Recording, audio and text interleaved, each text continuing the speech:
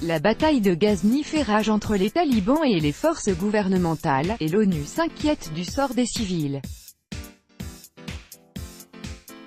Les combats pour le contrôle de la ville de la 7e plus grande ville afghane, dans l'est du pays, ont fait en 4 jours au moins 100 morts au sein des forces de sécurité, près du double chez les talibans. Environ 100 membres des forces de sécurité ont perdu la vie, ainsi que de 20 à 30 civils, a déclaré lundi le ministre de la Défense Tariq Shabarani au cours d'un point de presse. Quelques 194 talibans ont été tués et 147 blessés, a-t-il ajouté. Le gouvernement afghan affirme garder le contrôle des principaux bâtiments publics de Ghazni, situés à environ 2 heures de route de Kaboul. Mais des habitants décrivent des talibans déambulant dans les rues.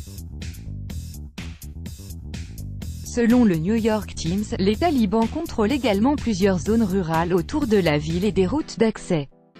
Footage just in from. Leur porte-parole Zabiullah Moudjahid a qualifié de « sans fondement » les annonces des autorités afghanes. Des discussions sont en cours pour la reddition des forces afghanes, a-t-il affirmé sur Twitter. Les réseaux téléphoniques sont pour la plupart coupés, rendant les informations difficiles à vérifier. Dans le principal hôpital de la ville, les médicaments se raréfient à mesure que les blessés arrivent. Les cadavres s'amoncellent dans cet établissement, débordé, selon la Croix-Rouge.